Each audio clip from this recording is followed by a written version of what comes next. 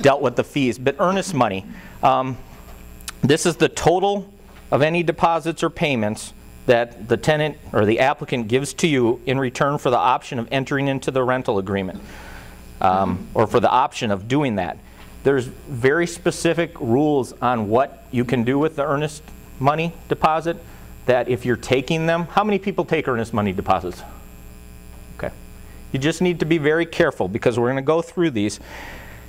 If you're taking the earnest money deposit, you got to make sure you identify the exact unit, and you must send the entire amount of that earnest money deposit back to the applicant by the end of the next business day after any of these things that we're going to talk about happen.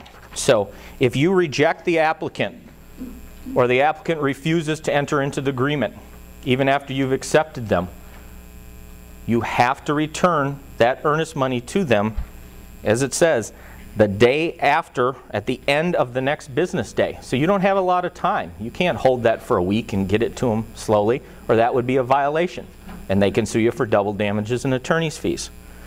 If the applicant withdraws their application prior to you accepting them, you have to get that earnest money deposit back to them by the end of the next business day. If you don't approve them, if you're going through the process but you're busy and you don't approve of them by the end of the third business day, you have to do one of two things. You either have to get them to agree to extend that time in writing, or you have to return that earnest money to them. So if you're going to take earnest money, that's fine. Nothing wrong with that. But just remember, these deadlines are pretty important, and they're subject to the double damages and attorney's fees. If you do accept them, you have to either do one of two things with the earnest money. Either apply it towards rent, apply it towards the security deposit, or return it to them. Those are your options.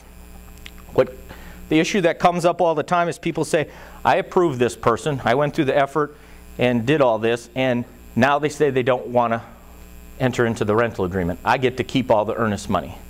No, you don't. Even if that's in writing, you don't get to do that. We talked about the duty of mitigating damages. You have to try to mitigate their damages. In the end, you might be able to get all of that money back, maybe even more, but you cannot just automatically say, you said you don't want this now? Fine, I'm keeping all of your earnest money. You cannot do that. So what you have to do, you got a place, they say they want it, they haven't signed the rental agreement, all of a sudden they back out. You immediately have to try to re-rent it. If that means extra advertising costs, fine, they'll be on the hook for the advertising costs. If all of a sudden you can't rent it for that month, then they might owe you for that month's rent. So like I said, they in the end might end up paying you, but you have to make the duty, you have to make the effort to mitigate their damages first. So if your agreements have anything in there, if I approve you and you don't enter into the rental agreement, we get to forfeit, or you forfeit the entire amount of the earnest money, that would be illegal, and we'd have to, you need to reword that.